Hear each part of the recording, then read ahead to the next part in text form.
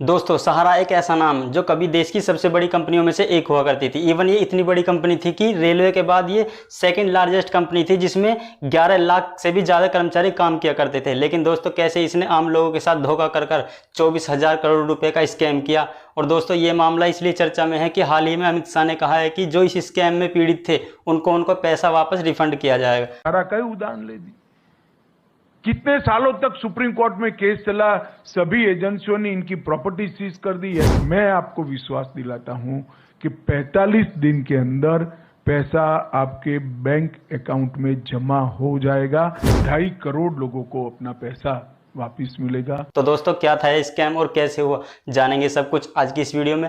अगर आप चैनल पर नए हैं तो हमारी छोटी सी यूट्यूब फैमिली के साथ जुड़कर इसको और भी बड़ा करें, जिससे कि हम आपके लिए ऐसी ही रियल बिजनेस केस स्टडी इस चैनल पर लगातार लाते रहेंगे।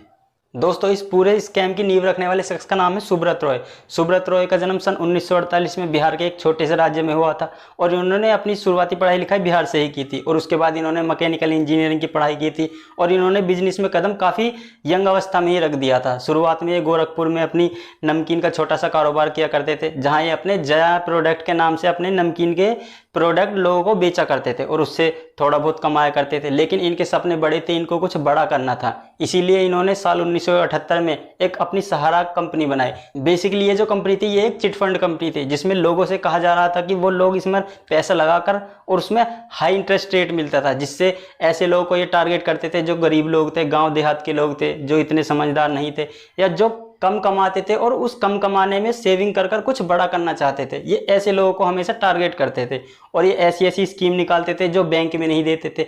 एफडी स्कीम, एफडी पर भी लगभग 12% ब्याज ये दिया करते थे और ऐसी ऐसी स्कीम निकालते थे जिससे लोग लालच में आकर इनकी स्कीम में पैसा निवेश करने लगे। और पैसा निवेश करने का एक कारण ये भी था कि ये लोगों के आसपास के जो इलाके के थे वहीं से एजेंट को नौकरी देते थे अच्छे इंसेंटिव के साथ और उनसे कहते थे कि आप अपने इलाके के कुछ लोगों को ये स्कीमें बताकर उनसे पैसा इन्वेस्ट कराओ।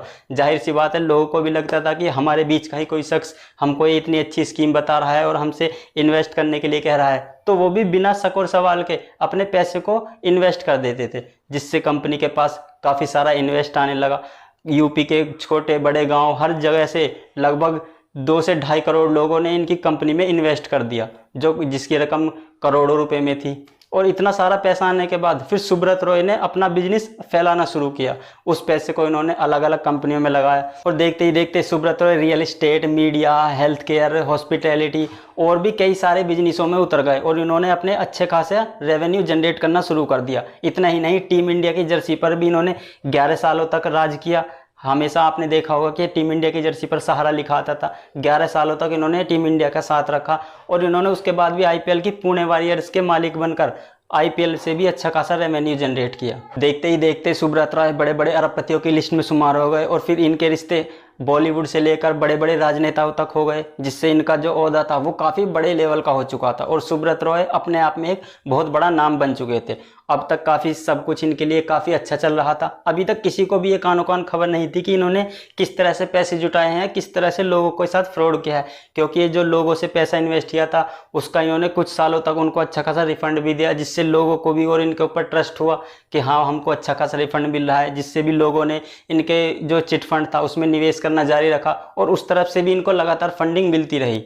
लेकिन पेच फंसा उसके बाद, जहां पर इन्होंने अपनी एक कंपनी सहारा सिटी को आईपीओ में लिस्ट कराने के लिए मार्केट से पैसा उठाने का सोचा और जब इन्होंने अपनी उस कंपनी का आईपीओ लाने के लिए सोचा और सेबी में ये आवेदन दिया कि हम अपनी इस कंपनी का आईपीओ लाना चाहते हैं, तो वहां पर जब सेबी ने इनके सारे उस कंपनी के डिटेल चेक करे तो सेबी को इनकी उस कंपनी की डिटेल में काफ़ी कुछ खामियां दिखाई दी, जिससे इन्होंने उसकी जांच की तो पता चला ये फंडिंग इन्होंने गलत तरीके से उठाई है। फिर सेबी के पास कुछ रिपोर्ट्स भी आने लगी, कुछ शिकायतें भी आने लगी इनके खिलाफ कि इन्होंने मार्केट से या लोगों से फ्रॉड तरीके से पैसे उठाए हैं और फिर इस तरह से धीरे धीरे सेबी के जाल में फंसते गए और सेबी ने फिर जाँच करी। सारे इनकी जो कंपनी थी उनको सबको एक साथ बैठाकर सबकी जाँच शुरू हुई और जाँच शुरू होने पर यह पता चला कि इन्होंने लगभग 3.5 करोड़ लोगों से लगभग 45,000 करोड़ रुपए का निवेश उठाया था, जिनमें से उनको बिल्कुल भी थोड़े बहुत लगभग कुछ लोगों को वापस किया गया था, मोस्टली ज़्यादा लोगों से इन्होंने फ्रॉड ही किया था। तो फिर सेबी ने सहारा ग्रुप को यह आदेश दिया कि आपने जितने भी लोगों से ये फ्रॉड के तरीके से पैसे उठाए हैं, आप उनको 15% के ब्याज से